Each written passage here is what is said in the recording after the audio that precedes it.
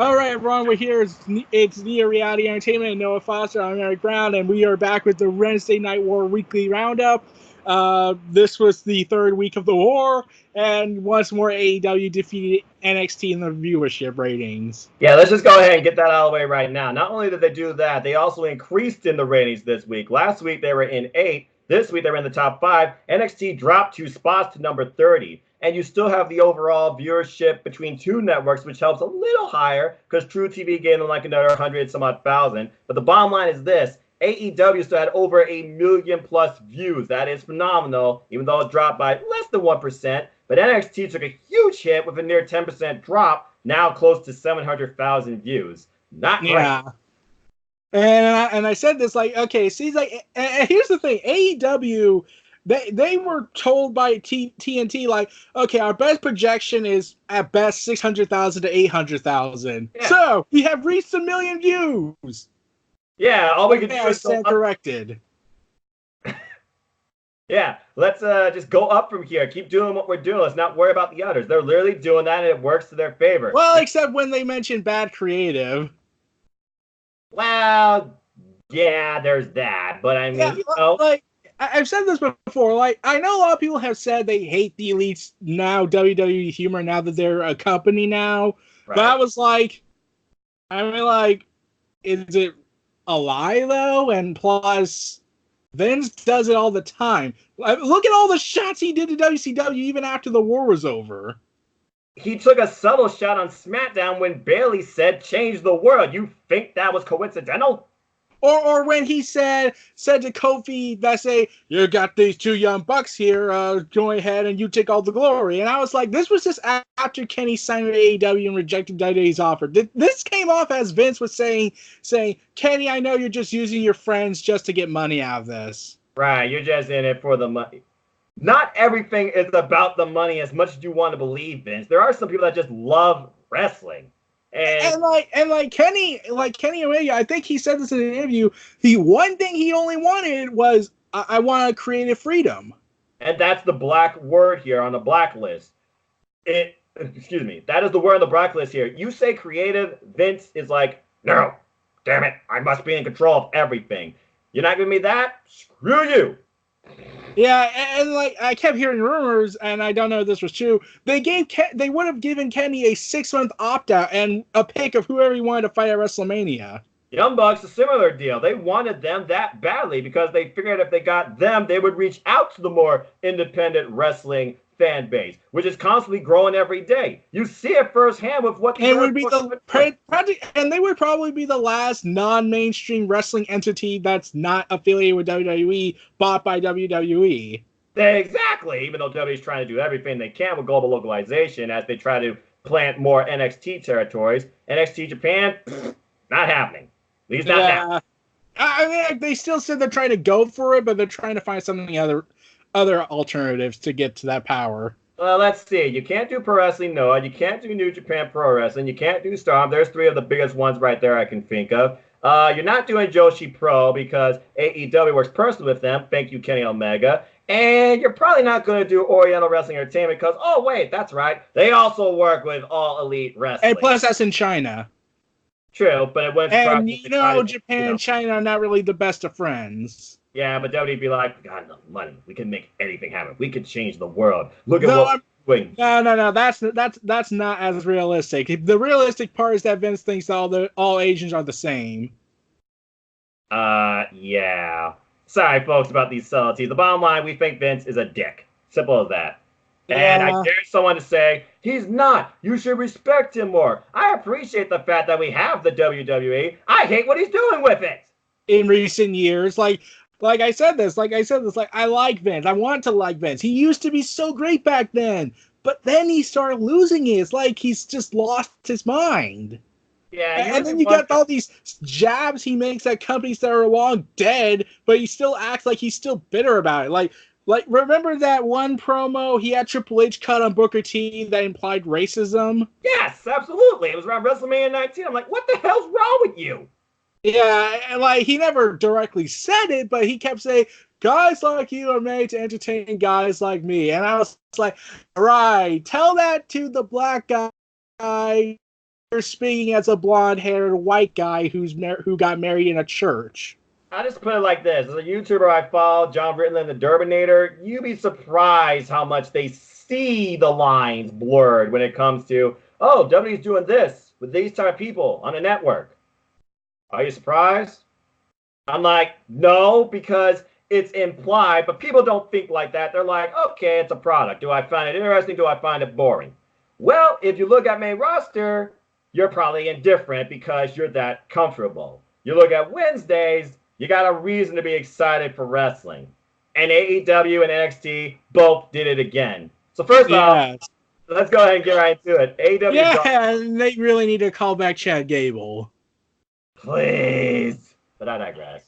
So what were your thoughts on this week's AEW Dark? I keep enjoying what they're doing with AEW Dark. Well, I'm still trying to finish up watching the Joey Janelle Kenny Omega match. I was always hearing was phenomenal, and it got a 4.25 on the Dave Meltzer scale. For those that follow the star ratings, yes, that is Dave Meltzer, the Dave Meltzer. He really rated it that, and I don't blame him. This was probably Kenny Omega's second best bout in the AEW banner, or maybe like a storytelling of like, I can't keep up with Moxley. I'm still the best bout machine. I might just be getting started. But boy, did he turn up in this match. This match was crazy.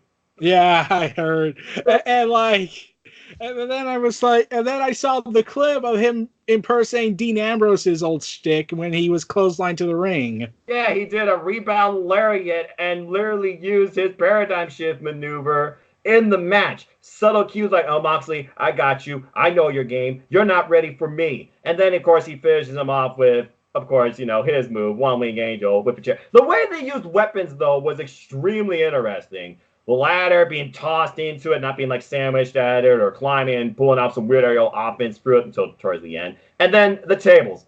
Why? Why would you use the bottom portion of the table knowing that is steel on wood that can cut through your skin? I thought that was extremely risky. Well, it's Joey Janelle. He's known for risk. That's true.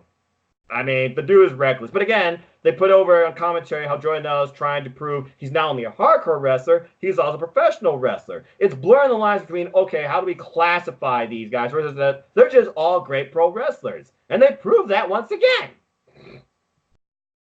Yeah, and then I heard of what was the AEW Dark taped after the event.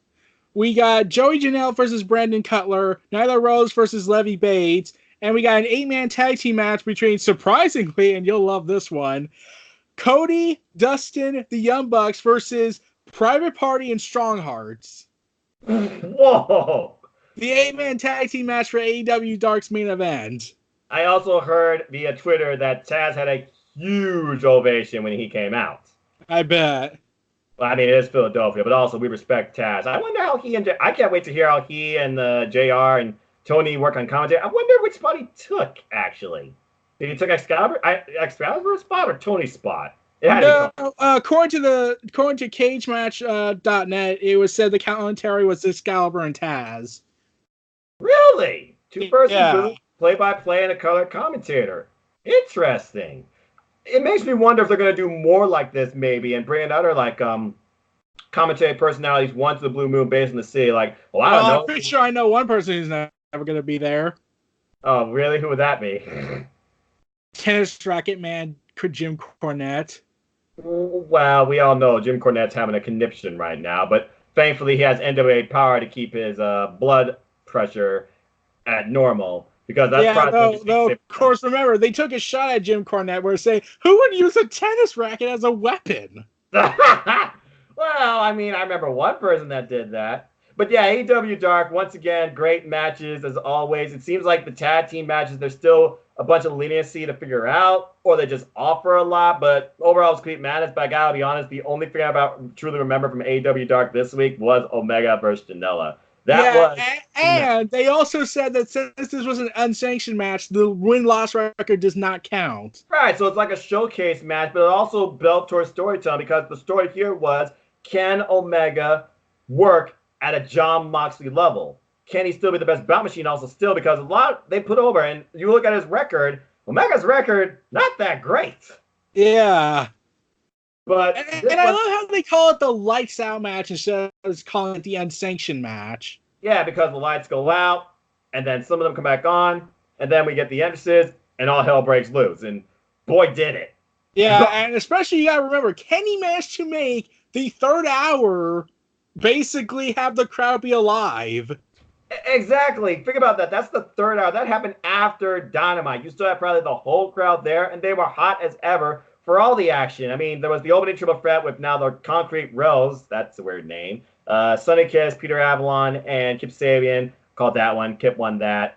There was another tag match between Dark Order, Hybrid 2 versus SCU and SEMA. Once again, hyping up the Tag Team Championship tournament. Loving it. And the team of the heels, they really seem to be pushing the Hybrid too. I'm very interested in that. What a weird name for a heel. And then we had another subtle women's tag, I believe. It was Britt Baker and I'm losing it. Emi Sakura, excuse me. Was it?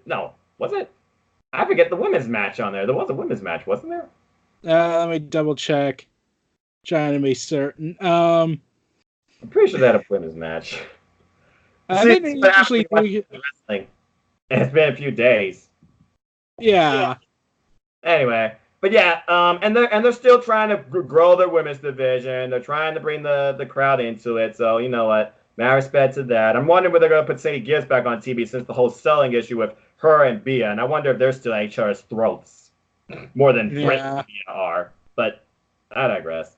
All right, so let's go ahead and get into these shows. I think we figured enough. People are like, where's the talk about the actual shows? Sorry, we talk wrestling. Are we too much pro wrestling for you? You're on the wrong channel. Screw you, Vince. All right, let's go ahead and start with NXT. So they kicked off by showing us a nice, very mixed, convoluted highlight package of last week's episode and talking about how we are NXT, we are not your kind. That's basically the model of NXT. They need to put that on the shirt.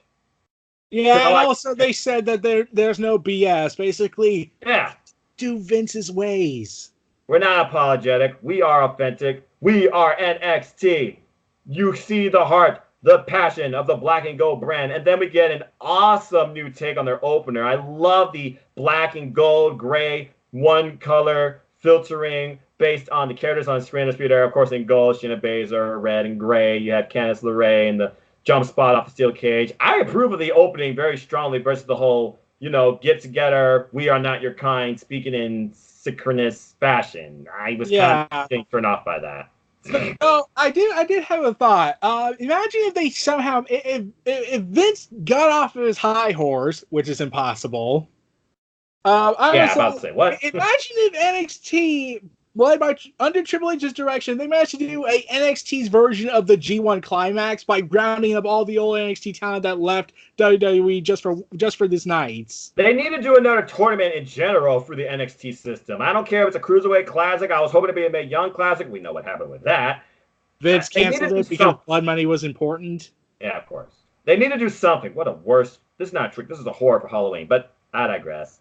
Anyway, lovely opening. We get into our first match of the night. He gets a welcome back ovation. Daddy's home. It's Ciampa versus Angel Garza with some new music. And this was all brought on when Ciampa sucker punched him last week. Yeah. Good back and forth match. Ciampa doing his classic clap, pat on his shoulder spot. He showed the aggression. He knocked his teeth out with a stiff forearm. Then Garza got some stiff kicks in. He went over the top.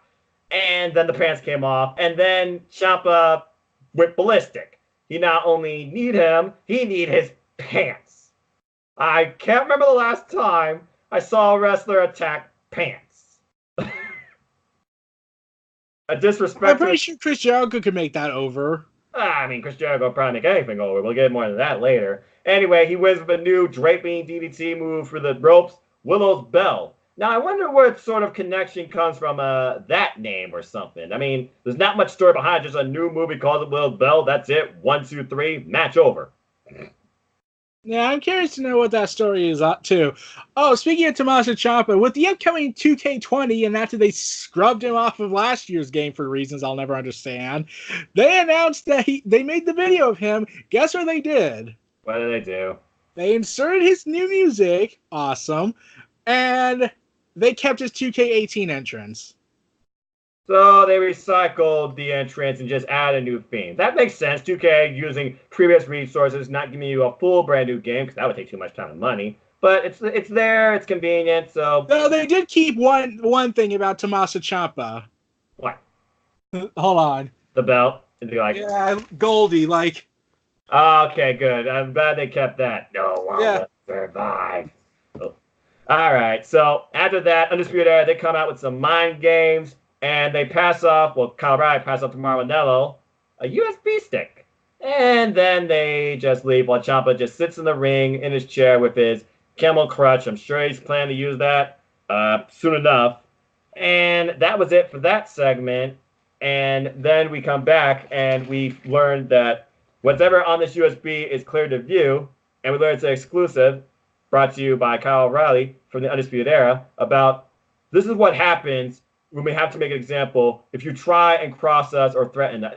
And we find Velveteen Dream laid out. Yeah. The one thing I like is that fans didn't seem to react that much until Roderick Strong stepped on the glasses, and then we were like, "You monster!" Let's be honest here. Roderick Strong has the least character, though, of the Undisputed Era. He's just a professional wrestler, and I think that plays a little bit in his weaknesses as far as how he's broadcast. Undisputed Era raises him up being part of it. Because think about it, before his Undisputed Era, he was just a guy lost in the shuffle. And the thing is, even under NXT, you do need character to a degree. You can't just be a great wrestler. Roderick Strong always has promise. Yeah, I mean, it's like, you don't disrespect me. You don't disrespect. I mean, okay, I get it. Your subtlety, your anger, but you need a little more to you. We know how animated Kyle O'Reilly is. We know how loud and provocative Bobby Fish is. And Adam Cole is Adam Cole. Period, baby. So, enough said. Yeah, and then like I laughed a little bit when I saw that when he stepped on the glasses and broke one of the shades, everyone just went ballistic, like, no, not the glasses, you bastard. And yet he came out with another pair of glasses. If you looked at the entrance, he came out with another pair of glasses on, the exact pair. Available on WWEshop.com, obviously. Anyway, interesting opener. Switching to AEW, Eric, take it away, the AEW opener. Let's see. SCU gets taken out. Yeah, they changed it up this time. Wasn't a video package to introduce the match. SCU comes out as soon as Christopher Daniels was about to say, oh yeah. Lucha Brothers came out and tries to lay both men out, and we get a wicked Pentagon driver on the steel ramp to the veteran Christopher Daniels. To suffer the same fate for Phoenix. Yeah, Christopher Daniels, excuse me. As Sam's about to suffer the same fate, who comes out? Scorpio Sky. We're like, what's going to happen now? And then we get like the Young Bucks and everybody coming from the back, escorting Christopher Daniels on a gurney, being taken to a hospital. They said hospital. Do you guys know what a hospital is? It's not a local medical facility. It's a hospital. My God, they changed the word. It's a miracle. It is an unheard legend of the tales of the old guard. The word hospital lives. Yes. Thanks to AEW. Yeah. And we actually get people caring, unlike Kofi Kingston, who just gave up after losing the title. Well, we can talk about that on another part. Maybe we should do like a Raw versus SmackDown versus NXT versus AEW, like all around. Yeah, I'm not watching SmackDown or Raw because after Hell in a Cell, I was like, screw it, I'm out. After that, I'll just watch the highlight clips and then just probably go watch the pay-per-views. And if they screw that up somehow for Wyatt, I'm done. They pretty much deflated you along with most of the WWE universe, I'm sure. But anyway, let's get back into positives here. Let's not deflate our viewers that do view. Thank you, by the way, who participate in view or chat. Anyway, so we get a good match here, and Scorpio Sky looked like $1 million, and apparently he made a shoe go over because one of his shoes went out of the audience after Chucky basically bit his toe. Yeah, and he had his socks on. Yeah, he is weird. Well, at least he has socks on, apparently. He is weird, though. Jeez. Even Trent was like, what the hell are you doing? Anyway, the shoe there comes back into play. We get all the fun spots, including sexy Chucky knee or Trent knee. I forget the moves. We get Doomsday knee, a Rainmaker camera shot on the hug. That's their Rainmaker moment. Give me that camera pose. Far shot. And In the end, though, after a lot of back and forth action, some nice near falls, I think it almost went 10 minutes. This was one of the short matches of the show, actually. Yeah, actually, it was like the third shortest match of the show. The shortest match was the tag team match of Inner Circle. Well, yeah, we don't know that. Anyway, Powerbomb, late drop hit combination, weird botch finish, but SCU, they get the win in the end. They progress. I kind of expected this because we already had one huge moment with the Young Bucks putting over Private Party, but you got SCU leading this tag division, it seems, as far as direction and coaching goes.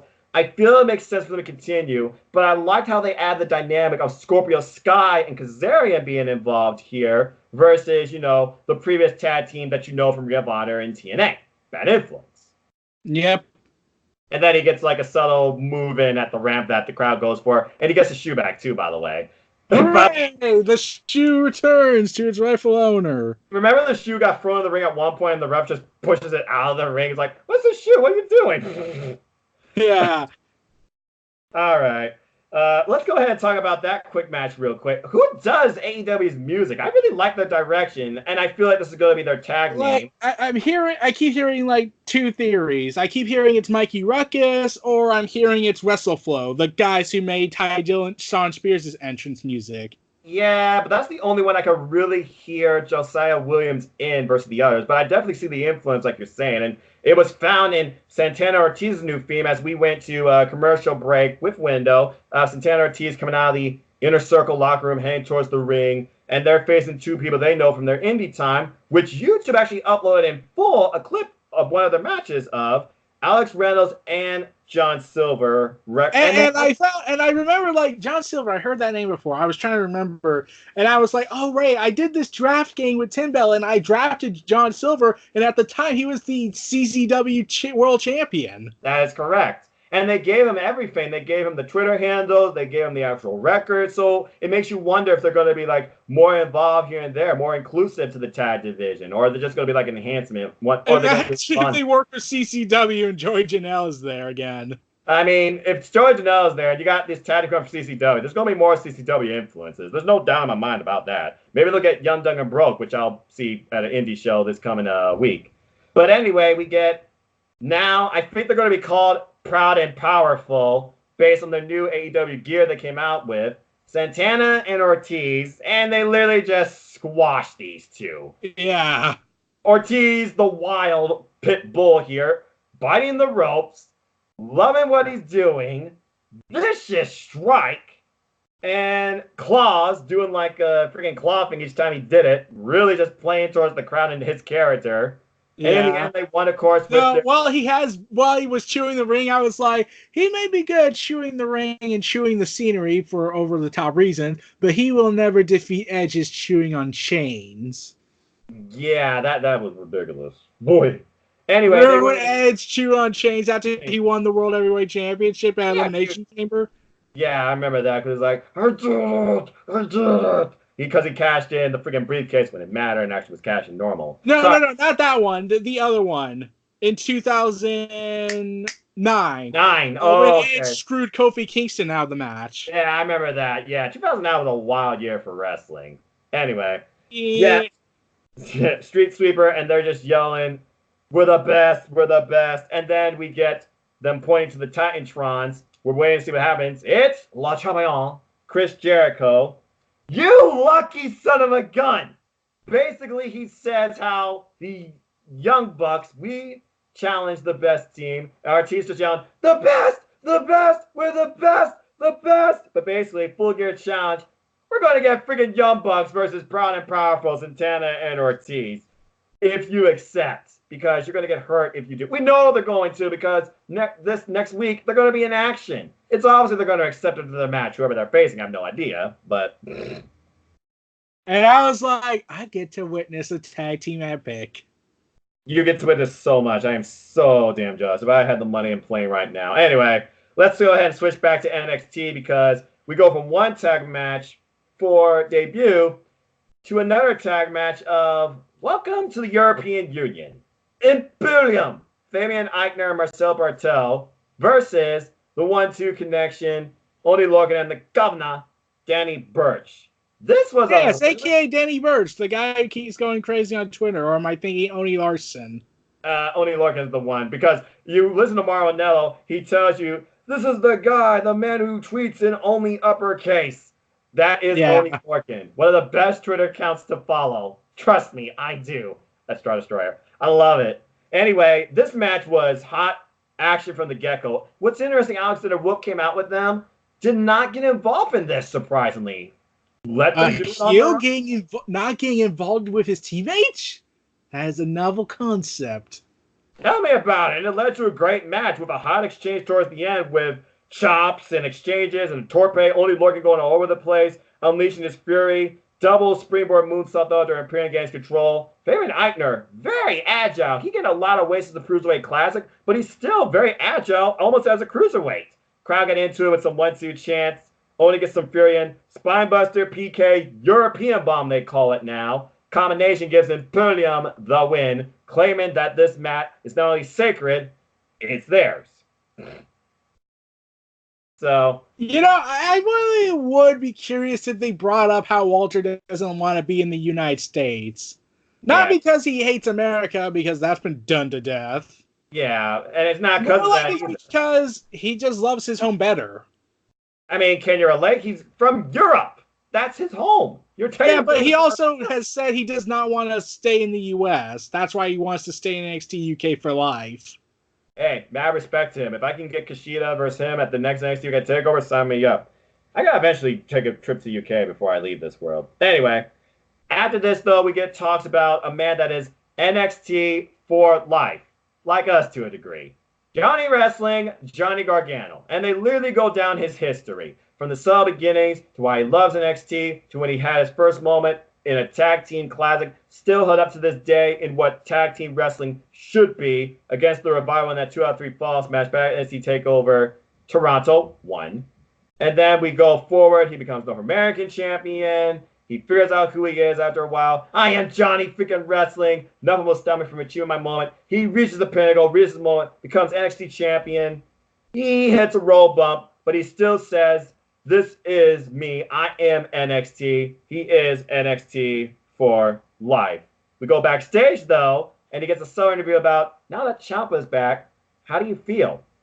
There's going to be a face-off because he says, and I quote, not sure how I feel about Ciampa until I see him face to face. What could this possibly lead to? Let's see. They did embrace after the celebration moment after he won the title. And then we got the whole debate of, is they still heel or is they a face again? And plus, we don't know if Johnny would be tempted by his dark side. I feel like they're going to set up Finn Balor versus Johnny Gargano, despite the fact we got Ciampa and Finn both gunning after Adam Cole, baby. But I honestly feel like the TakeOver card, War Games, I'm predicting it now, because I'm hashtag spoiler free, they probably got like half it set up. It's probably going to be Johnny Gargano versus Finn Balor, and then it's probably going to be Ciampa versus Adam Cole, and then you got the other 3 members of Imperium challenging the Undisputed Era, because there's no other trio that can do that if Dream is literally out of action for a while, which we'll get into later. But I feel like that's what the War Games card's going to look like right now. As far as the women's title goes, 1 of 2 options. Rhea versus Shayna, or Shayna versus Rhea versus Io. Because those right there are the 3 most prominent women to carry that division. Because right now, Candice LeRae, she had her title opportunity, time to rebuild. And also, Bianca Belair already had her time like twice. And didn't get it done. Which is why I'm still saying you don't have a legitimate claim. You don't. You really don't. At least Io Shirai can say, I reinvented myself and crossed the dark side, and I failed twice. And we literally got that fall on this because they showed the Scary Mask type music video thing where it's about M-I-S-K, M-I-O-K. I'm like, okay, I'm not sure what that spells, that anagram something or what, but basically talks about Io Shirai, the Joshi Judas, Marvinell calls her, in action next. Basically compares her to a modern-day mercenary. She takes on Kaden Carter, a trainee of the Dudley Boys, In a nice back and forth match, but I feel like Io was carrying Kaden more here. She's still very green to me. There were some slow spots I noticed, like the bridge, for example. I feel like Io was trying to hold it, but she couldn't. Then she just followed up with her moonsault. There was a couple of nice spots for Kaden, but a nice subtle match. But there was no doubt in my mind Io was going to win this. Yeah. They're clearly building her up for possible title contention. Yeah, I didn't know Shirai stood for Purple Thunder. Thank you, Marwinell. I knew there had to be something connected to that name. I'm still trying to figure out what those letters mean. Like, is it Genius of the Sky? Does it mean something else? I still don't know what those mean, personally. I looked that up. Yeah, and sadly, if Io Shirai ever left the WWE, she will no longer have her name. They trademarked it. Yeah, I know. And they gave it the wrong letter. So technically she can go like, oh, it's not Io, it's Elo, so I can still be Io. So technically she can still, because I think unless they corrected it. Yeah, I mean, the botch is in her favor, in my opinion. And then following this, she is a woman of few words. Why does she need to speak that much? Again, well, when she was trying to speak, everyone was saying, "What? And we need that chant to die. Some things need to stop. I realize why Stone Cold regrets that, but basically she says, "Not Bianca, not Rhea. Shayna this is my brutality." And Rhea Ripley, one of my favorite badasses in recent memory in WWE, because she just holds that character so damn well. She comes in the ring, takes the mic from Io, and says, "Bianca Belair already spilled my name out of her mouth. Now next week I get to shut it. So I'm gonna warn you that if you say my name again, I will shut you up too." Which just leads to Io basically doing that twitchy eye thing. Because again, she's like, tortured, demented, twisted. And then she yells at Rhea in Japanese. I wish I had a translator. And walks away while Rhea raises the eyebrow like The Rock and gives a subtle look like, what the hell she say to me? Yeah, and then I was thinking when I heard her promo, I was like, oh, so you're basically the reverse of Velveteen Dream, where Velveteen Dream wants people to say his name, you don't want anyone to say your name. Basically, yeah, don't say my name or I'll kick your ass. But anyway. Whereas Velveteen Dream is like, I'll do it anyways, but please say my name. Yeah, exactly. Let's go ahead and switch to AEW. So following the best tag team matches set up, we got a nice video package promo setting up Cody versus Jericho. Now, as a man of your own fantasy booking and video cinematography, take me through your thoughts on this entire promo segment. I was thinking to myself, oh man, Dusty would be so proud right now. There were subtle things about Dusty in there too, because there's so many cameos, including but not limited to Maxwell Jacob Friedman, his mother, Cody's mother, I mean. Yeah. Dustin, and even DDP, who says, that Dusty says, everything in life, nothing's easy, everything's hard. To an extent. I didn't get the exact words. But they talk about Cody as passionate, driven. He wants to be the face of this company. He has yet to achieve a world title in his career. No matter where he's gone, never got the big one. I guess, wait, wasn't he Ring of Honor World Champion? Yeah, but you know how people view Ring of Honor. And back then, Ring of Honor was at least taken seriously. To a degree, yeah, because he even brought a brand new championship out. And I have to admit, I love the new title. I should get one of those. Anyway, he says he's driven. There's always something missing with him until you get that first title. Hence, they're talking AEW here. Yeah, but then I just remembered, you were the freaking NWA champion. Yeah, well, I guess the AEW champion's a whole new thing since he's also the EVP. And they talk about how Jericho's just the wrestler, while Cody is also the executive vice president of the company. And I was thinking to myself, okay, that's actually a genius way to paint a weakness, how Jericho could actually be beating him. Right, exactly. It actually showcases that Cody might be vulnerable, but he's not going to let that define him or stick to him. He said, history will be made, a legend will be made when Cody wins this title, hence the words Maxwell Jacob Friedman. And then we get a commercial. 14 million viewers overall since AEW freaking arrived. That is phenomenal. No pun intended. Again, I like the commercials on TNT. I really do. Way less Chrisleys, for one thing. Ugh. Anyway. Oh, they're dealing with real life personal legal issues right now. Oh, wow. Shocker. Not really. Also, Jim Ross made cameos. Tony Schiavone made cameos. And you could tell even in the very beginning when Brandy was just talking to him about, okay, we got these meetings coming up. Tony will be on the call. You want me on the call too? He's like, sure. And he walks off, gets into his Ford truck, gets into a float tank, basically just loses himself. And Brandy puts us over like, Cody's focused. When I knew he was going to face Jericho, I knew I was going to lose a part of him because this is all that he's going to be focused on. He's driven for this title. This made this match work even more, and you didn't have to do anything stupid towards it. It was brilliant. Yeah. Nightmare Family Productions is brilliant. You look at the video production value between NXT and AEW, they're basically on par with each other right now. I can't think which one's better. This was incredible, though. Yeah, also, if you ever checked it out, did you know a YouTuber named Del Busto 103? No. He makes these promo videos of matches of coming up. He even does Dream Matches promos where he takes clips and everything to try and make his story out of it. Like his last video he made a year ago or so was a dream match of Triple H versus Bray Wyatt, where the story basically was this. Bray Wyatt becomes champion. Triple H and Stephanie strip him of the title, thinking that Bray Wyatt is suffering from a mental illness, thinking he's actually this character on television, and then Bray Wyatt comes out to exact his revenge. Whoa! For the WWE title, and they even insert the clip where Bray Wyatt strokes the title like, "It will soon be mine." I like that a lot. I like that. Creativity is so much better from the fans than it is the freaking company when it comes to WWE. But I digress. Unless you're NXT. NXT, you have yet to flaw. AEW, you have yet to flaw on your creative approach / production values. Good freaking job. Anyway, let's go ahead and get into the next match, which was actually the first AEW Women's Championship defense with two of the AEW's women's rosters competitors with two of the best records, I believe. The current champ Riho versus Dr. Britt Baker, DMD, baby. As long as she's related to Adam Cole, I'm going to keep doing that. And basically, she has the black eye from what Bea Priestley did to her to remind her what you did to me. So basically, we're getting this. Sir, we are getting character consistencies.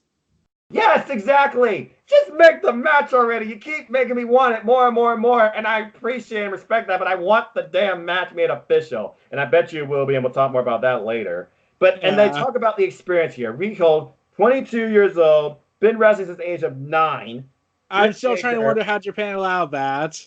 Japan's weird, dude. Suppose that. I'm not even gonna I could go into one detail I found out when we were talking about Sony earlier. Yeah, Concrete Rose. Boy, vey. No, there's an actual corporation that does this thing. When I heard about it, I was like, there's no way that's real, right? And then I looked it up and I was like, holy crap, it's real. You want to know the name of the company? Your jaw will open, and I can't wait to see the reaction. They call it the Sexual Harassment Corporation. What?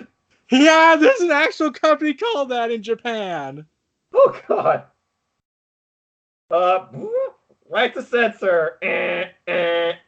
Sorry, folks. Don't avoid that if you go to Japan. Go to the place in Rush Hour, the place in heaven or whatever. Get a massage or something. Blah blah. Britt Baker Riho. Good match. Britt Baker, only 4 years in the game. This was probably one of Britt Baker's best matches, though I've heard people are like, I don't like the fact these people are taking bumps like Ric Flair against the smaller competitor. But again, Riho and Britt, they had pretty good chemistry here. I didn't really notice a lot of botching, if any. Yeah, I didn't notice that much either. What really my only disappointment was that it just felt like it went by too fast. Well, yeah, I don't think they even got to the 10-minute mark. I mean... No, it was 8 minutes and 20 seconds. There was subtleties here, though. We got the Matrix Escape. That seems to be Ron Riho's specialty. She did some Meteora. She did a vicious double stomp to Britt Baker's spine. But Britt basically answered back with some strikes of her own, including a nice fisherman's neck breaker, a vicious discus forearm, big super kick. That was like the closest moment I thought Britt was going to win until she hit her submission that's now known as lockjaw. Only for Riho after multiple... She is very resourceful. Multiple pinfall attempts, including a crucifix, a matchbox, single leg, crab. she finally gets her with an out of nowhere roll up and gets the title 1, 2, 3. And it was so close. Like she got her mouth open and got Yeah, and I was like, are they actually going to do it? already? Like, I genuinely did think, wait, are they seriously going to give Britt the title already? And so they could do Brie Priestley versus Britt Baker for it? This close. This close. That's how much you convinced me Britt Baker was going to win. That is the way a match should be. We always are under the impression, it's going to be obvious, they're going to retain. But you make the crowd believe that something can happen. They did it here. They know how to use near falls very well. This match proved it. That was the closest I thought Britt was. 2 fingers. She got 2 fingers in the damn mouth. Only for freaking Riho to somehow get her in a roll-up out of nowhere, out of desperation. And they put it on the fact that Riho is 3 times more experienced than Britt, which she is, because Britt's only had 4 years in the game. But still. And Riho basically has her entire existence. Yeah, and also, so respect at the end. Good match. Thank you, Kenny Omega, by the way, who brought this woman into the promotion. I'm wondering when we're going to see the Genie Girl back, though. Yuka Sakazaki. Haven't heard nothing from her. Yeah, and surprisingly, no Bria Priestley involved. I was surprised with that, too, but I think we know she's going to get involved. We'll get into more of that later. So, let's see. What happened after the women's thing? Oh, yeah, recap. Boa, he gets pinned by Cameron Grimes in less than 8 seconds because Killian Dane's coming down. Then Killian Dane destroys Boa. Obviously, as a sacrifice to the commentary, like, this is just the beginning. And then Boa speaks Japanese. Subtitles, please. Obviously, this had to be live because I was like, what the hell are you saying? Another subtle cue I noticed with NXT now. Every NXT wrestler has their own banner. Keith Lee, Pete Dunne, Damian Priest, they got like their own banner with the NXT logo and their actual like wrestling logos. And I'm thinking like, wait, we're giving the characters identity and own personality and name and logos? My God, what a novel concept. Yeah, what an odd concept indeed, but I approve of it. And then following this, we basically go into Kathy Kelly and Regal standing up at, now I see why they got that stage over the commentary, yeah? Nice little touch.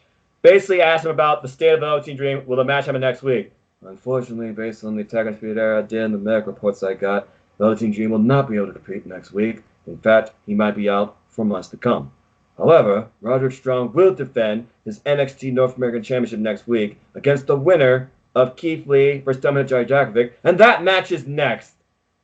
I was wondering how they were going to approach this because I've been keeping the records, and they even talked about in the match, 1-1-1. Draw, win, lose. Lee and Dijakovic, still, no person is claimed better than the other. So how do you protect both, but how do you make this match mean even more, besides making a crazy move that we'll talk about? You give it stakes. Place your bets. They made it a number 1 contenders match. That is how you develop wrestling. Yeah. That they won. And both men brought it. Yeah. Until the ending. What was your thoughts on this entire match and the post-match angle? I was like, okay, you gave it a stake, so basically we can give you points on that. You made the story make sense. You kept the guys protected. And I will say this once more, this needs to main event a takeover for the title. Yeah. And then Roderick Strong comes out and kills both matches and kills the match. And I was thinking to myself, let's see, there are 2 routes I can go with this. Either they're just going to do another match or they're going to take the logical route and screw Roderick Strong over. Oh, look, Regal's thinking with common sense. To be fair, this isn't the first time, though, the Undisputed Era tried to pull off this tactic. They tried to pull this off during the Dusty Rhodes Tag Team Classic, and that made them get a triple threat in that, too. So I was like, oh, don't tell me you're going to that shtick. They did. I was like, dang it! I was figuring this might happen because I was like, okay, I don't want either man to be deflated by this. Both men deserve to main event a takeover, like you said. Whether it's 1-on-1 or for a title. Well, now next week we'll see if it's the main event of the first hour or the opener, who knows what. But yeah, Regal, furious, that face. He just wanted to blow a gasket, it seemed. He made the match a triple threat match after these two wailed into each other. Freaking Keith Lee trying to destroy Dijakovic's left arm. He pulls off a huge splash from the top rope trying to destroy his left arm. Holds his wrist one wrist. Lee lifts him off the air, and then we just get kicks and strikes. And when you get a power bomb that he calls a spirit bomb, obviously he's a Dragon Ball Z fan. I respect that tremendously. Yes. Freaking Dijakovic somehow, just on maybe instinct alone, rose out of the ring. Dijakovic with a run around bicycle knee kick, and then it looked like that they're going to go for one big move. They did one big move here where out of nowhere, out of the electric chair, how the hell did Keith Lee pull off a poison rana on Dominic Dijakovic? I'm like, what's the big move you're going to do here? That was it. What the hell? I'm thinking, like, is he secretly a cruiserweight that's giving the illusion that he's a massive guy and he's using holograms? I mean, his phrase is limitless. That is the definition of limitless. Big men are not supposed to be able to do that. What the hell? And then, of course, towards the end, it looked like he was going to do like a choke slam or try to do a hurricane that Dijakovic was until Lee was about to lift him up and spirit bomb him out of the freaking building up top rope. Strong came in, DQ finish. Yeah! It was like, what? What? You can't do that! And then, following the break, we learned that Rigo, he's just walking by, not even acknowledging them. And the Undisputed Era is just furious. Like, you kidding me? Are you kidding me? Where is the respect around here? This is ridiculous, man. It's like, hey, he's just going his insecurities, man. Just kind of chill. It's like, oh, yeah, you think Rigo's insecure. Okay. Yeah, also, speaking of Dominic Dijakovic, did you see the picture he posted on his Twitter? No, I haven't. From a house show he did yesterday? Did he get black eye? Oh, well, would you look at that? And he's actually proud of it. You can't blame him, can you? Again, NXT, these people love what they do. They love the environment, and they are wrestling. Period.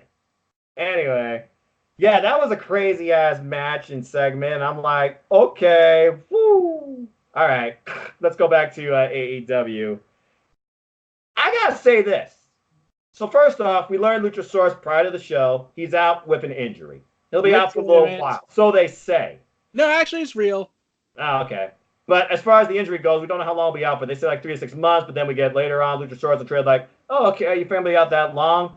They thought I was out going to be this long too, or retire at some point earlier. Stay tuned. I'll be surprised when he returns. I feel he's going to return sooner than expected because he is like, one of the most prime members of the AEW roster, one of the most over with Jungle Boy. But then you get this new duo where I thought it was like a boy and his pets.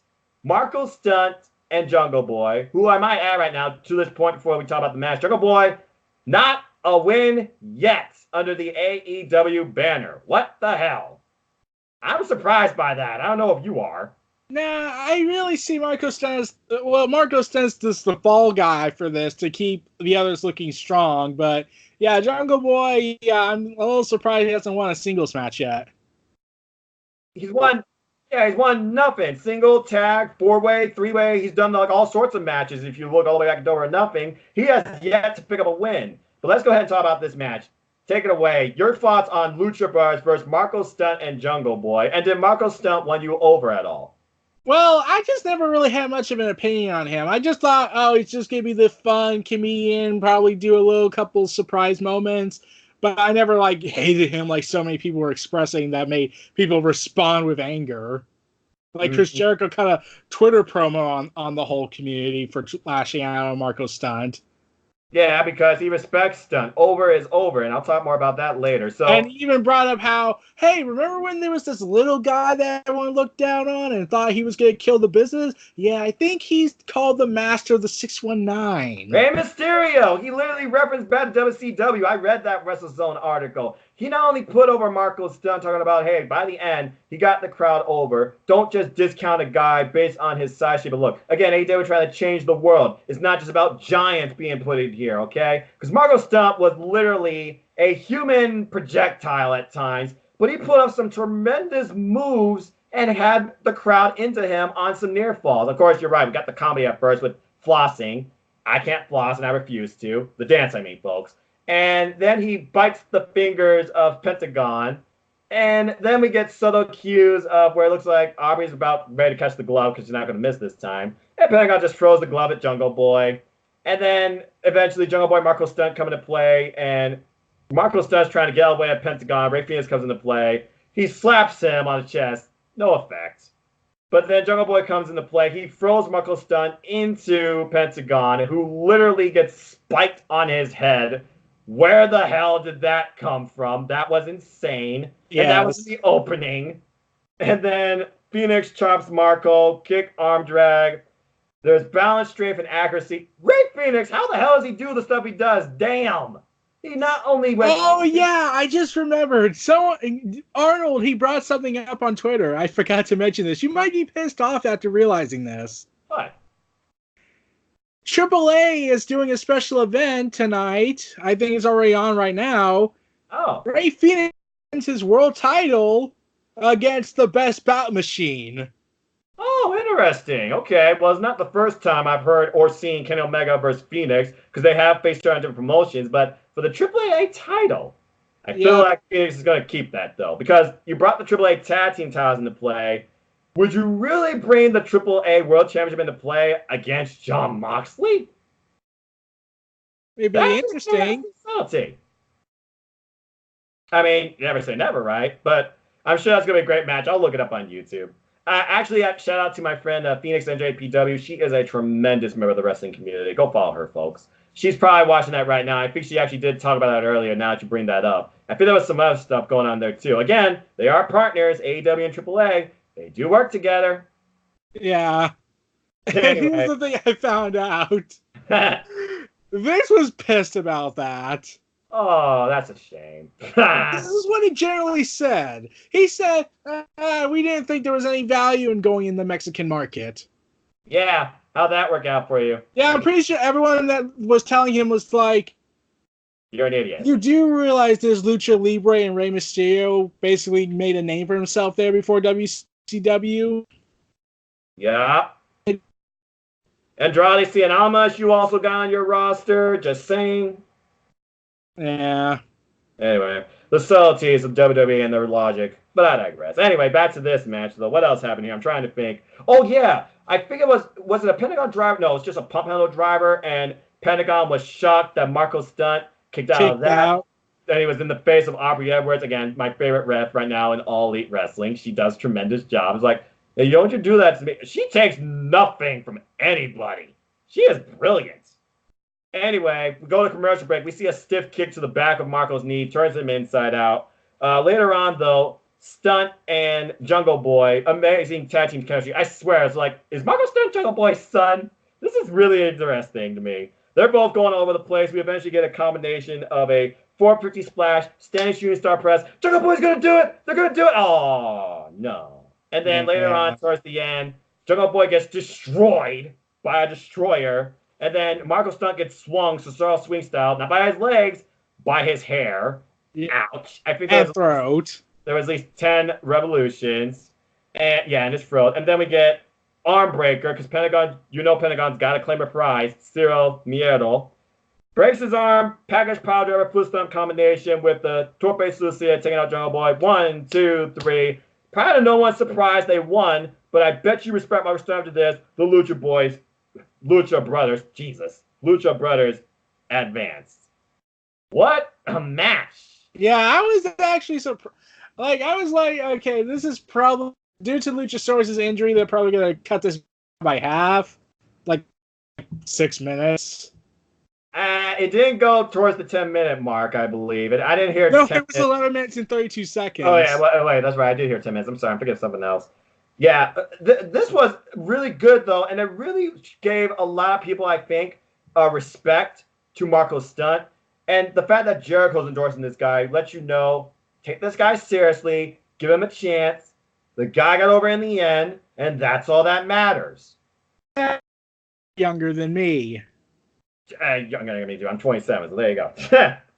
Yeah, and you got Marco Stunt getting all these cheers, and then you got Velveteen that's just changed the world.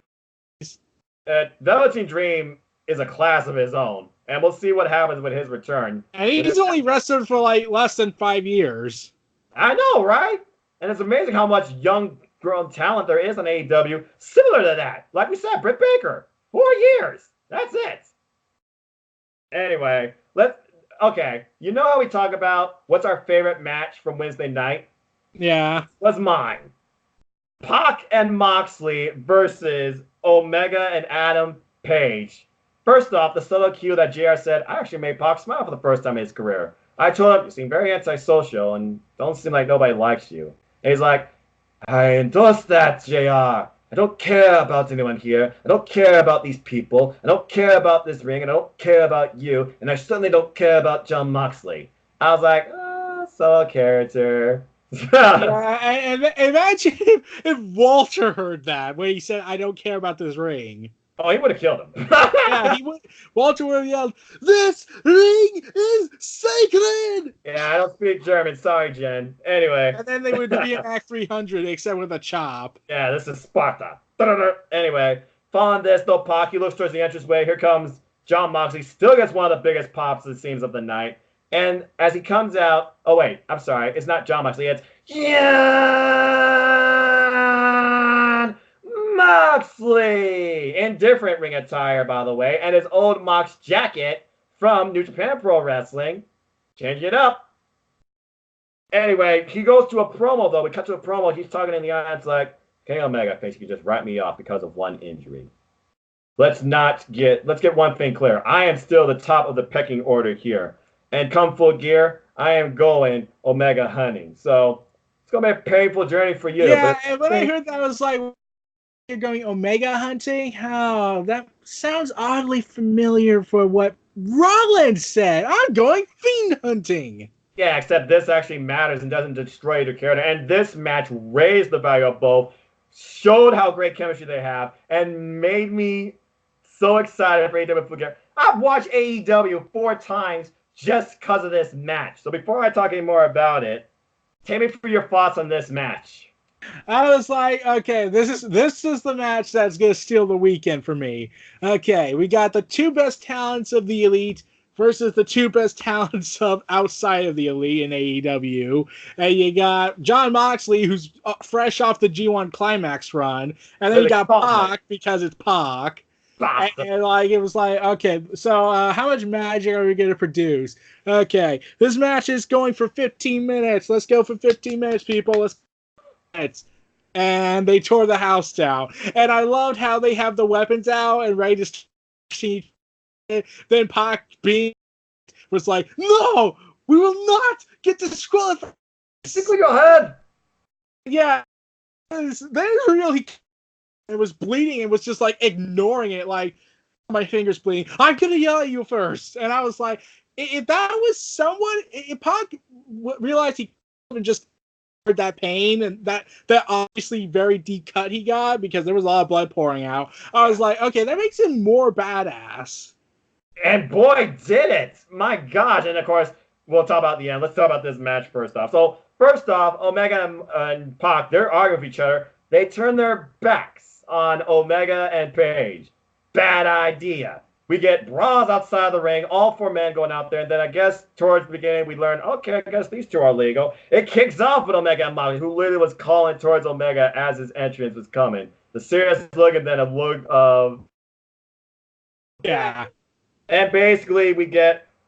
They put over how Page is a man of clotheslines and lariats. They also put over how this show is like a tag team explosion showcase. Boy, was it. This match was the definition of it. It was like the nuclear bomb of this show, in a good way.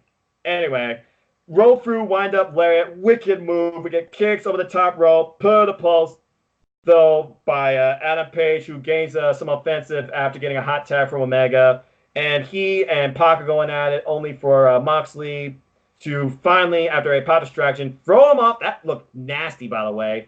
Yeah. Off the top, on the apron, spine first.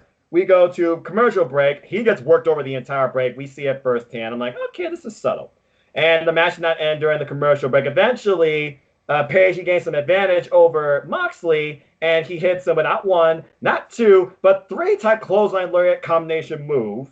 And then we finally get the hot tag of the best bout machine, Kenny Omega, that was put on full showcase here, where he put on, you can't escape, on Pac, and it was like, oh, I thought that was the win. No, not really. And then we get Snapdragon, Snapdragon, Snapdragon on Moxley, Pac, Moxley in that order. And then Rise of the Terminator. He goes flying from 0 to 100 over the top rope. And then we get Moxley with a suicide dive taking out not only his partner, but Kenny Omega. Only for Page to follow up with, oh, he's going to the top again. He hits it, though. Moonsault takes out Pac and Moxley. And just like 10 minutes gone by, 10 minutes remaining. And then we get a combination from the Elite Duo, as you put it. Buckle bomb, forearm strike, power bomb, standing shooting star press, only for Moxley to break it up with a beautiful basement running drop kick. And that looked mean, too. Hit Page directly. And then following this, Pocky gets thrown over the top rope after a cutter he put on earlier, by the way. I almost forgot about that. So much credible action in this. And then Page, that was like the most vicious suicide dive I think I've seen Page perform. He took him and Moxley out. Yeah. That guy moved. And then we get the subtleness of Omega and Moxley. They're down the ring. They're getting up. They notice each other. And in JR's words, this was one hell of a slobber knocker. My God. Exchanges, forearm strikes. Both men just teeing up with each other's heads, fighting each other to the brink of who's going to break first. And then we get back and forth where we got a knee strike, and nothing special. Then Omega, he chops the hell out of Moxley. Moxley headbutts Omega. Omega hits him with a knee, and then another knee, but this time it was a V-trigger. You heard that from the freaking nosebleed seats. Only for Moxley to turn him inside out with a lariat, even when Omega falls on top of Moxley. Inside out, upside down. Moxley with a hell of a move. What an exchange. And the crowd was going ballistic. Yeah. Imagine what's going to happen when Full Gear comes around, especially after what happened when they went in under the ring. Oh, yeah, let's talk about that, because that's what happened next. Both men rolled off the side of the rings. They get their weapons of choice. Barbed wire baseball bat, barbed wire broom, hence the cleaner. And as it looked like we're about to confront each other, Bryce gets the hell out of the ring like, okay, whatever, go for it.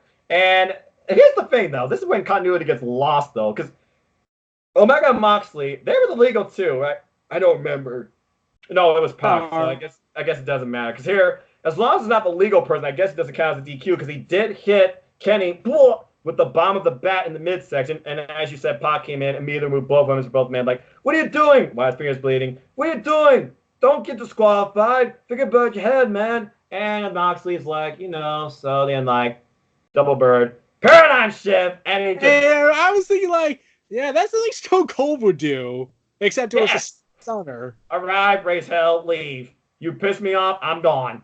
Because again, they're not friends. And basically, this was Omega and Page's redemption, as there was a buckshot lyric he finally hit. Beautiful move when that hits. Damn. Impact personified. And then V-Trigger, Deadeye, and Omega and Page wins over the bastard Pac, which turns to a 2-on-1 handicap match after both men previously lost to Pac. My God, what a match. This was my match of the Wednesday Night War, and I'm still going to probably rewatch it tomorrow. Damn, the storytelling, the physicality, and what's to come. You want to know the big twist? What? I heard apparently it's going to be Pac and Moxley next week. Funny you should say that, because we go to commercial and when we come back, we expect mostly, I'm sure there's going to be at least one more thing here, on next week's AEW Dynamite. The Tag Team Championship Tournament continues with the semifinals with SCU and The Dark Order, and Private Party and Lucha Brothers. That is going to be ridiculous. Yeah, when I heard that, it's like, okay, Party my danger, but at the same time, I'm still rooting for them. I told you since day one, I am not a bandwagon jumper or whatever the hell they call them. I stick with them. I am going with Private Party becomes the inaugural AEW Tag Team Champions, and I'm sticking with that. Anyway. And plus, with what they did to SCU, I get the feeling, yeah, they're going to get involved. Yeah. I feel like, also, next week we're going to learn something else about Full Gear, because Pittsburgh becomes Pittsburgh, as Britt Baker will be in action, but they didn't say anything about what she might be doing. And I feel like after this is finally where we're going to get the pinnacle moment of she's going to get another black eye, and we're going to get another match made. Next week has to declare, in my opinion, Britt Baker versus Bea Priestley at Full Gear. Please and thank you. There's no doubt in my mind that's happening at Full Gear. If it doesn't, it's a crime based on this rivalry. And then, like you said, we get... Also, wait. The Young Bucks, I almost forgot. They're in action. I feel that they're obviously going to accept the Inner Circle challenge from Le Champion for Proud and Powerful. I'm just going to call him that because that's easier. And then, of course, like you said, the last one, and this is going to tear the house down, and I hope it made events. Pac versus Jon Moxley. Now the It was announced. Yeah, it was officially announced. Now the question is, who's going to be super pissed off? Both men are hot-tempered heads. Pac has suffered his first loss in AEW. Moxley's like, I don't give a damn. Who's going to be more mad here, though? That's the question. Well, let's see. Will it be Pac, who managed to somehow talk and continue acting in character, despite the fact that, oh yeah, I cut my hand deep and I'm bleeding profusely from my hand, and now I'll move on from that later. I'll walk it off. Yeah. Or is it Moxley, who has a big upcoming match with Kenny Omega, and Pac has no match yet? Yeah, but Pac's going to obviously be out for blood and revenge. No doubt about that. Anyway, before we get into AEW, let's go ahead and tune back to NXT, because following that crazy Lee Dijakovic match and angle, we get Matt Riddle. Yeah, for some reason we got like 3 very short squash matches. Yeah, it was a not show, nice bounce, but again, they need to work on, building these other people. Bronson Reed from the NXT Breakout Tourney, he got a couple of spots in. At one point, he crushes Matt Riddle's ribs, but Matt Riddle, he's back. He pulls out all the hot spots, including the bro to sleep, a power bomb, flash found knee strike for a near fall. But in the end, after a floating bro into power bomb, he hits the bro Derek, as it's now called, and pins Bronson Reed, but still gives him the fist bump. Nice mutual match. Matt Riddle returned. Bronson Reed got a nice spot in against one of NXT's top talents. I thought it was okay. And then following that, we get a video package from Bianca Belair talking about her match with Rhea Ripley. She respects how much of a badass she is, but you need to watch out who you're talking about, because I could turn your reality into a nightmare. Because we know next week we're getting Bianca Belair versus Rhea Ripley. And I'm just going to say this right now, something's got to give in that match. I get the feeling Io Shirai is going to get involved. Someone's getting involved. That's all I'm going to say about that. But before we get more about that, we learned Kushida, he suffered a hairline fracture in his wrist. He will be out for a month. Considering the amount of punishment he had with Walter, I'm not surprised. I'm just glad it's a month. Have you noticed something off with all the NXT shows lately? What? How every single on WWE now, they keep reporting every star that seems to get injured in NXT. Oh, yeah. Because I was thinking to myself, okay, that's weird. Like, I don't know where they're going with this. Like, I know because some of them aren't really injured, but I was thinking, like, imagine this. Imagine if this was to be a subtle build-up with Vince and Triple H, where Vince is like, see, you guys keep getting hurt every week. They can't handle my work. They can't handle this. There's also the thing, though, about AEW talks about how they will be acknowledging, recording, announcing injuries, and seeing how that could play to their opponent's favorite matches. To this point, the only injury AEW announced at this point is the stinger that Christopher Daniels suffered, but he's been taken to a hospital, and he's okay, and he's conscious and moving. So, yeah, there is some celebrities there, but you're right. Every week they talk about an injury has occurred on NXT on a W Now special. It is. Yeah, and I was thinking, like, imagine if they did this. Vince goes ahead and like starts laughing at Triple H, just like you keep preaching and preaching how your guys are so great, but look at them every single week. They can't hang with my guys. And this leads to Triple H just getting pissed off at Vince more and more. And this is supposed to build up to the eventual war between Vince and Triple H's WWE control. I would love for that to happen if possible at this year's Survivor Series, because we have no idea what direction that's going in. But I can only dream, and I feel like as long as it's red and blue and not red, yellow, blue, it's not going to happen. But I digress. I like that idea, though. But anyway, following this, we get Tegan Nox. Finally competes on NXT after missing the first Mae Young Classic because of one knee injury and then blowing out her other knee in the other Mae Young Classic she actually participated in, only to fully recover, it seems. Now she's double braced, and she gets a nice match in with Tainara. Now, I like the subtleties here. They talk about, Tainara, she's got a background in judo and kickboxing against Tegan Nox's kickboxing striking background.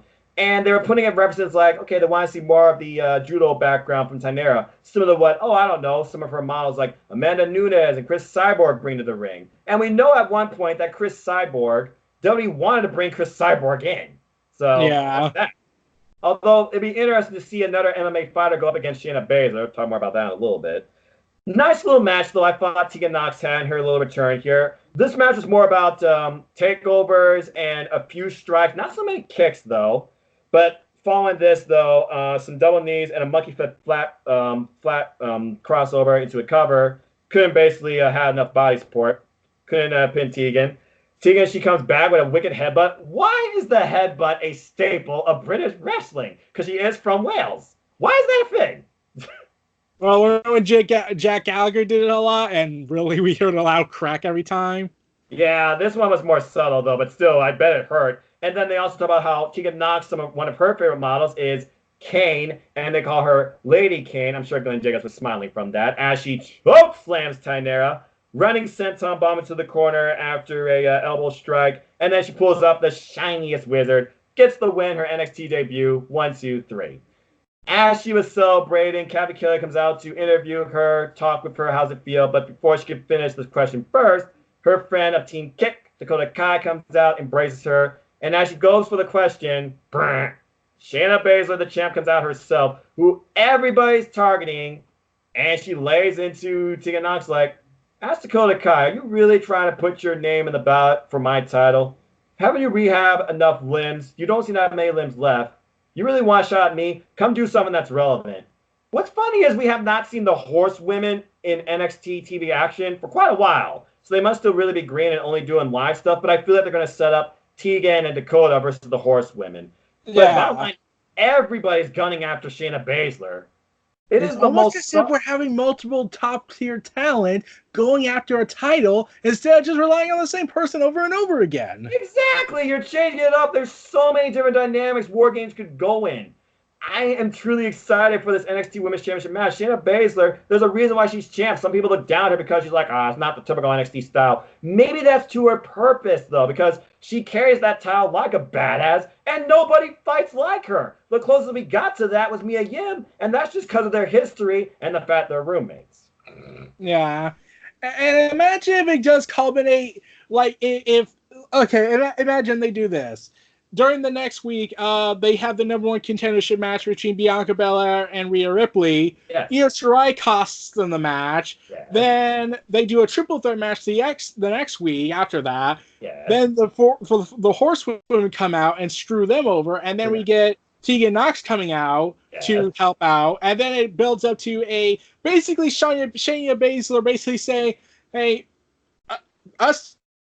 we'll fight. I'll take you all on. Sure, let's do it. 6-woman tag match. Or three match. Yeah, they're not going to do... I don't think they're going to do the horsewomen for right now unless they're tagging with Shayna Baszler because apparently they're still too green because we just aren't seeing a lot of them on television in action lately. I'm just saying.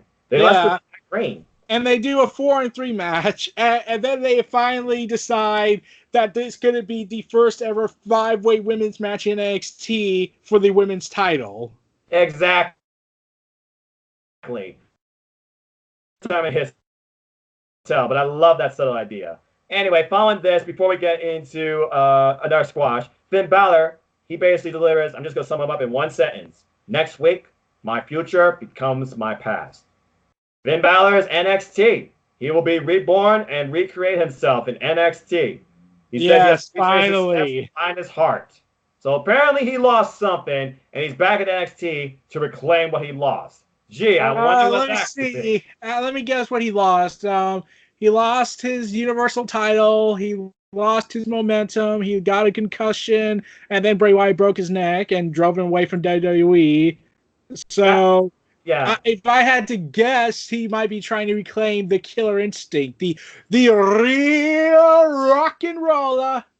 Finn Balor, Prince Devitt in NXT, fools. Too sweet. I can't wait to see who he faces. And again, I feel like they're going to set up somehow, some way, him versus Johnny Gargano, because you got the past heart of NXT, longest reigning NXT champion in history, versus who truly is NXT for life, Johnny Gargano. This is a match in the making. Just make it happen already. It's got to be that. I can't think of what other direction they could be going in. It's got to be that. Yeah. All right. Let's go ahead. Then we get this Killian Dane versus Boa match, and it was everything I predicted. Killian Dane kills him. He squashed him 3 times, and then he literally attaches a, what they call it, careful, some sort of clutch literally ragged on him to the point he's got to say, I'm done. He gets a few strikes in, but that's it. And the end to Boa for now. I mean, NXT 20 talent in the ring, you got to still build your work. All right. You want to talk about the main event of NXT first or the main event of AEW first? If I had a coin, I would flip in, and then we would choose. But let's see. You're wearing Alpha Club, so we'll just go with that. And okay. I love the fact they dedicated to what it was. The Painmaker, Le Champion, Chris Jericho versus a man that feels like half his body is dead as they put over, Darby Allin. The subtleties with the keyboard saying AEW World Champ and his whole entire body saying champ, champ, champ, champ, champ, champ, champ, champ. And then we get the Painmaker coming out. Now, here's the one flaw with this match, in my opinion, and it should have been from the get-go. You said it on commentary. Rope break submissions matters. You didn't say it in front of the studio audience, and they turned on those spots. But to Jericho and Darby's credit, they brought the audience in. Eric, your thoughts on this match? I was thinking like this. When I heard that this match was going to happen, it was going to be a street fight, I was like, okay, so we got Jericho protected because he can't do the things he used to do like 10 years ago or even 5 years ago. Correct. And I love how they treat the Painmaker as an alternative persona, like Mick Foley had Cactus Jack. Exactly. Painmaker makeup and everything, Painmaker jacket. And I was like, and James Huber, another friend of mine, he was marking out like, oh my gosh, he got the makeup. They're actually calling him that. He came out the Painmaker. It's like, okay, you wear paint. I wear paint too. I'm not intimidated by you. Darby Allin, of course, had the advantage in speed, youth, and agility, while Chris Jericho had the advantage they put over in veteranism and constant character development. With Darby Allin only being 4 years in the game, Chris Jericho being 29 years in the game, and Darby Allin readapting himself. They brought that up, how he always changed at the times and how he's one of the few veterans that alters their personality to keep himself relevant, and it works. And also how they put over Chris Jericho as one of Darby Allin's greatest idols. So of course you knew these two are going to have a great match. Yeah, because now you had this added element. You have a guy that looks up to Jericho, has studied him, has watched him, but then you have Jericho, who we don't even know if he's ever watched a Darby Allin match. Exactly, and Darby Allin has been in constant action, too. So, basically, this match went all hell broke loose. Darby Allin with the speed advantage, and then he gets thrown, looks like leg first, that was unique, into the ring post, spins around, it looks like, oh, he's injured, this match will not continue. A very different type of spot versus the shoulder in the post. During the break, Jericho, he takes over. I saw an exclusive, apparently he got on his skateboard and just rode a little bit. And then gave up. Yeah, 12 points on that one. Candlestick shot, walls of Jericho. Oh, wait. You can't call it that. It's a full Boston Crab. No, wait. It's the Lion Tamer. Lion Tamer, thank you. Basically, they forgot to tell the audience, though, about the rope breaks in this match because when you went to the rope break, boo! Also ref, by the way, by Aubrey Edwards. Perfect ref. And we get a code breaker. And no. Boo. Then we get a wicked stunner spot from Darby Allin. Very ingenious. Almost like the Stun Dog Millionaire like Mark Andrews. But then we get Boston Crab, Lion Tamer combination, rope breaks again, boo. The match, it's a street fight. It's a street fight. I'm like, Justin Roberts, why did you say rope breaks and submissions counted? And it could have been worse. They could have done a ref stoppage after going too far. Oh, God. Don't take me there. Bad team. But then the match really, this is how you put over Darby Allin in defeat. Duct tape. He duct tapes the man's hands like handcuffs behind the man's back. Yeah, I was thinking like, okay, we're getting Mick Foley versus The Rock flashbacks. Yeah, except no chair shots to the head, and ironically, and this is the thing though, unlike Mankind, Darby Allin freaking fought. This was incredible. Freaking moved into a cover with just his body, like, here I'm gonna do it. And those were some incredible near falls. Drop kick, tope con hilo, near fall off a ridiculous, what the hell he do? I don't know, it was like a jump off, senton bomb into him. And then Jericho wipes him out with a lariat and then power bombs him on the skateboard, which leads to a kick out, only for Darby Allin to get a drop kick off him, go for the coffin drop. Finally, it looks like, where? What the hell? Jack Hager, the enforcer, playing to his role perfectly. Stiff right, knocks him off, and then we get the walls. I'm calling it the walls. Screw WWE logic. Jericho wins when Darby Allin couldn't tap because he was handcuffed, but he literally audibly says, I'm done, I'm done, I'm done. Little bit of bubbly. They celebrate the end of the show. Yeah, Like and you when I made saw, Darby. and like I was like, okay, I'm still debating which was a better badass moment. Mick Foley just not stopping, and to the point they had to fake audio in order to make it look like he quit, except they didn't. Darby Allin actually able to fight and almost win. I gotta go with this because he literally almost freaking won, and it got the crowd into those near falls, especially at the end. And you made Darby Allin look tremendous in this. There's no doubt they're gonna push Darby Allin to the moon, and this had to be brought by Jericho because, again, Jericho, he respects Darby Allin. Darby Allin idolizes Jericho. Jericho is about putting over the talent, hence the inner circle. This match was amazing. Yes. It went so much further than I thought it would for a gimmick match, despite the fact that the outcome was going to be obvious. But it brought me into it, and that's what you're supposed to do. Make me believe in the wrestler. You did that with Darby Allin in a way I did not think you were going to go through with. Because I was like, street fight, gimmick. What could they do here? Could they do like, oh, I don't know, the Inner Circle versus the Elite come out, all hell breaks loose, Jericho comes out with the win in the end? No, they just do one-on-one. Jack Hager comes out, be like, I'm the enforcer. And they even talk about, oh, you know Jack Hager is probably going to be in Jericho's corner at full gear. But this was an incredible closer. And it fit TV time perfectly because they did say with TV time remaining, which was also to their deficit, but they worked it in their favor. Beautiful match. Yeah. All right. Now let's go ahead and try and challenge NXT's main event, though, because following Boa being destroyed by Killian Dane, Pete Dunne comes out. Dane sees him off the side. You don't ever put your finger towards Pete Dunne. Ah! And he's like, he just goes to the ring. And then we get the Archer of Infamy, Damian Priest. I'm getting behind the name of the character. It's actually working to a degree, it seems. And these two, they put on a clinic. Yeah. And this even got a 4-star by Dave Meltzer. And that's saying something, considering it was just a TV match. And we know Dave Meltzer, liberal. He's more pro to New Japan Pro. He's getting behind though these NXT matches. I like to see that. This match, and let me check to see what star rating he gave the Darby Allin Jericho match. Probably a little less because it was gimmick, and he probably was like, "I'm the storytelling here." Let's see. But Damian Priest, yeah, I didn't really watch that much of him when he was Punishment Martinez in Ring of Honor, and I was thinking to myself, he's good, but I don't know if he can really bring it. Yeah, all right. And then when I saw the match, I was like, okay, now he's made me a believer. There you go. I'm a believer. Anyway, but let's talk about Pete Dunne's and Damian Priest's match. This match was like, okay, you got the undefeated bruiserweight from the NXT UK, and then they talk about how Damian Priest kind of took the bruiserweight approach into making an impact, make a name for yourself. This match did that. Both men exchanged power bombs, kicks, forearms, punches. I forget some of the names of his moves. It was like a crucifix power bomb at one point that looked wicked. Pete Dunne, though, gets him out of the air with a freaking forearm smash when Damian Priest kicks his teeth in. But in the end, it was a ref distract spot where Jessica Carr, interesting, both the women refs were in the main event matches of both shows.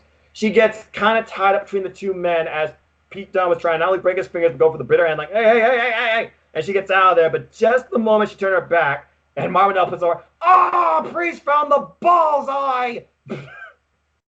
Marvinell is gold. Yeah, if Marvinell wasn't in NXT, I'm pretty sure it would lose a lot of its identity at this point. Oh, he is NXT, period, folks. And basically, after that, the reckoning, Damian Priest beats the Bruiserweight and remains undefeated in NXT. Yeah, and I also loved how they brought this up, that both of them are technically undefeated on the NXT brand. Yeah, exactly. Well, not anymore. Anyway, and that closed the show too because it was like, hey, he said his name will now live forever. All right, so before we talk about what show worked for us, we'll just briefly recap the ratings again. NXT, 721,000, I believe. And AEW 1.014. AEW suffered a less than 1% drop. NXT suffered a near 10% drop. AEW was freaking top 5, while NXT was like 29, I believe. Not great. But both shows delivered it again. But Eric, in your personal opinion, who won the war for you this week? AEW or NXT? Well, on my Twitter account, I haven't posted the update things. I got busy over the week, and Right. then I had learned some things at work, and let's just say it got depressing. Oh. Well, wrestling always Yeah. changes up, and I always wish the best beyond that. And I understand your work is cuckoo. Yeah. So, No, it's but not. It's not about my boss. Surprisingly, one of my okay. coworkers has a lung issue. Oh dear. Prayers. It starts. It's the big C. Gotcha. Yeah. I can pray on that, man. I mean, there's so many different ways. Folks, Yeah. like I said, we're fans. We may be pro wrestling or maybe too much wrestling to some, but we are human. We have emotions. We do care about others. Yeah, and then I don't want to bring this other thing up because I don't want to bring up drama for my channel, but I did leave a certain site and it kind of got pretty bad at the end, and I don't feel like covering that for a while. I don't even want to talk about it. Yeah, fair enough. So I'll just go ahead and talk about my thoughts real quick. So we had a balance, it seemed, of squash matches and showcase matches. There was a great tag opener. You had Pete Dunne and Damian Priest, and then you had Lee and Dijakovic. And everything else is like, build towards the future, storytelling, break out NXT tourney stars, and, see what comes next. And then you have AEW that was tag team showcase explosion, changing up the style, hyping up Full Gear, adding continuity, and putting over people the crowd may not be that familiar with, and also advertising. And even giving us the could they actually do it? Could they actually give Britt Baker the title or Darby Allin the chance? They made us believe in both. And it's for that reason especially, I have to say, in my personal opinion, AEW won. So as far I felt like AEW had the week that again they had this week again for NXT had last week, I believe. Yeah. No way, NXT in my personal opinion, so far, NXT showcase week. That's the week it had. Yeah. Because, there was a couple of small botched spots and soft matches. Yeah, I believe so far NXT only has, in my own personal ratings battle, only has one victory over AEW in quality. Yeah, right now, I'm sorry. AEW is winning the miles. So, in short, AEW 3, NXT, I'm sorry, 0. I only give them, NXT's only at 1 point and AEW's at 3.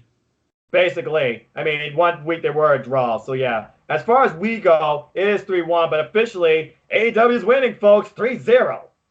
Yeah.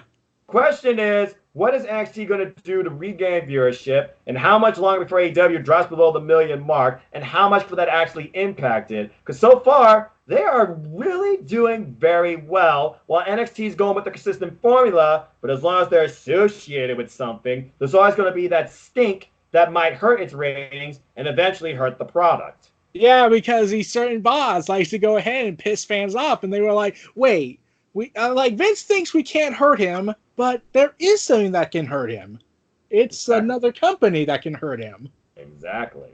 But and I'm pretty sure Triple H is like, Vince, you do not realize what you're doing with this, man. You piss so many fans off, they can go somewhere else, and they will hurt us.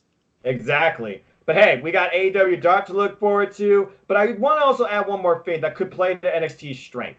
I was reading an article, and they apparently do dark matches, as far as I know, before the show. At least one. So they signed a new talent from Evolve, a referee.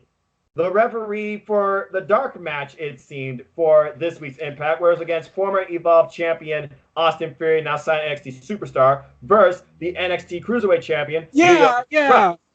I looked this up on Cage Match. Leo Rush versus Austin Theory, and Chelsea Green was on here. Oh, God, I put her on TV. Where's my hot mess? I'm tired of that. You keep teasing these T-shirts about Chelsea Green, Deonna Purrazzo, tag team to come. They're not going to be iconics. They both have the talent. Sorry. Put them on TV. Dadgummit.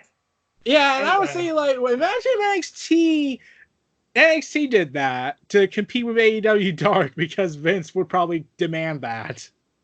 Well, NXT needs to do something to get more people into it, okay? The strength of AEW is they now have mainstream media, but they also started as internet showcase. They're also listening to their fans on social media. While NXT listens to their fans on social media, they don't have the internet showcase, they have the mainstream showcase, and they got the network to a degree, but now you only focus on the mainstream per se, and the network has a repeat without adding new content. Yeah, but AEW then you giving us got also more. this problem. You got this other problem. What? You also had the perception with fans. Like when you see NXT, you're like, "Oh, that's awesome! What? That's a wrestling show? Oh, okay, I gotta look this up." And then you see the WWE in before, and I was like, "Oh,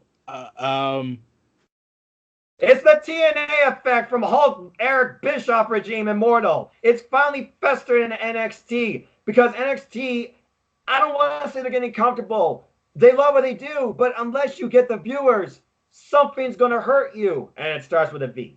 But I have to digress.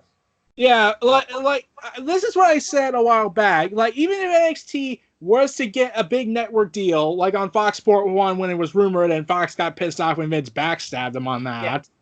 Yes. I said, like, okay, NXT's not going to fix the WWE's current problems because people will see WWE and think, oh, that's negative, and oh, look, there's WWE NXT, and like, oh, and you have to also remember this. Remember when NXT was on mainstream television years that back? one time. Yeah, and they had 3 seasons of this, and one never ended. Yes.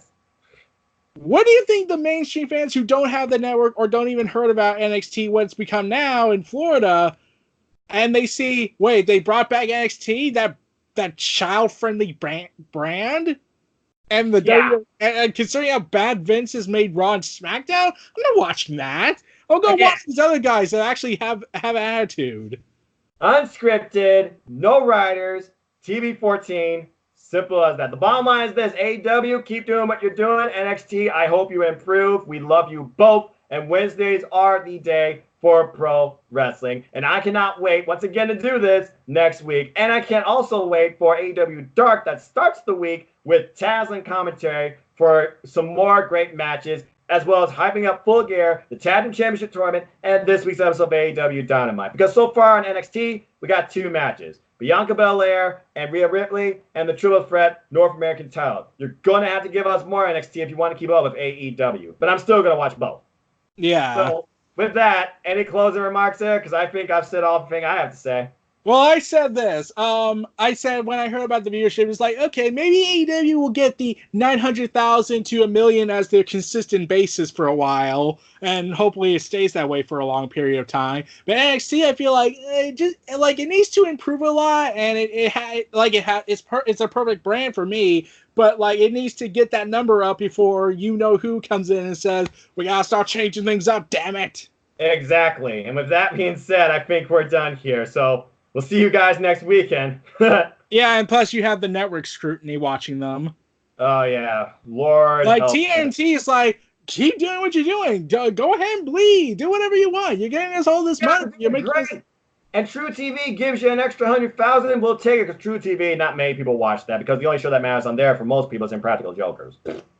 Yeah, so, yeah, you have those 2 factors. And like I said, WWE's name is now a symbol of negativity with wrestling fans. And finally, when people hear about AEW, it's like, these are the guys who are fighting the system. They're fighting the corporate machine. And they're the underdogs. They're the everyman. And they finally broke 500,000 subscribers, and their last clip got over 400,000 views. And you know what that was. And this is how much fun AEW is having. Tangerine Tyler, as some people are calling him. Yeah, he beat Cody. When I saw that, I was weak because first off, that kid's incredible. He stayed in full Orange Cassidy character, got the stressy squeeze chance. He's got down, man. He's got down. But I'm pretty sure inwardly he was like, yeah. MJF, though, credit to his character. He's like, don't you pin him, you brat. No, don't you count. Don't you count. And as soon as he did, he just shot and he went after Bryce. And Bryce better get the hell out of town. I hope I see some sort of aftermath or recap of that on the next Being the Elite. Because truly, that's when the week starts for us. Yeah, and they kept saying like, oh, does this count as an official loss? And we got to get him to Full Gear. He's fighting Jericho. I think we found our first official real plug fan of AEW Dynamite. Mini Orange Cassidy. Keep coming. Yeah. I don't think he's allowed to all the shows because he was in Baltimore. I think he's pretty much a dedicated fan, so they're probably I think he's like that one fan that always shows up at every Raw we see, every Raw and pay-per-view. That guy that every time I look at him, I'm thinking he looks like that guy from YMS, YourMovieSucks.com. Yeah, exactly. And then you got the green shirt guy and the hat. You got the guy who looks like a girl, that some people say, with the long hair. WWE's got like 2 plugs, maybe 3. You got Sign guy who looks like he works out. Yeah, except here's the thing. They don't interact with them, whereas they interact with their fans and at AEW. You literally heard from one of our friends in our Elite of Wrestling group. He went to AEW. He waited to get a picture with Cody to the point that security was going to drag him off the barricade. But Cody said, no, I'm going to make time for you. And he got a picture with Cody. That is commitment to your fans.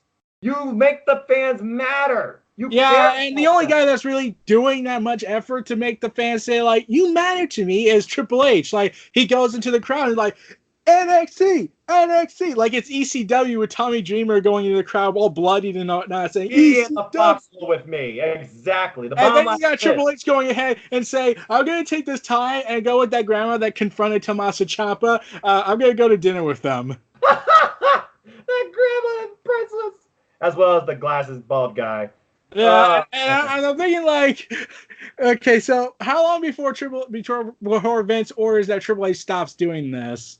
Oh, he probably already said. Triple H's like, hey, you don't control anything in NXT. I can do what I want. Simple as that. Yeah, but then you have to remember, like, Vince told Triple H, you're not doing the intros anymore for the takeovers because you're a heel on the main shows, but you're a face in there, and that would create audience confusion. And, like, Vince, we're not that stupid. Yeah. I get humanity has become generally stupid, but they're not stupid like you think they are. Exactly. With that, bottom line is this. Triple H, Cody, keep doing what you're doing. NXT, raise your viewership. AEW, don't get comfortable, but keep doing what you're doing too. I cannot wait for it. Being the Elite, AEW Dark, AEW Dynamite, and WNXT once again. Yeah, looking forward to next week, man. Absolutely. This was Near Reality Entertainment. Noah Foster. Feel free to like, comment, subscribe, and donate, and stay tuned for more. Keep being the Elite.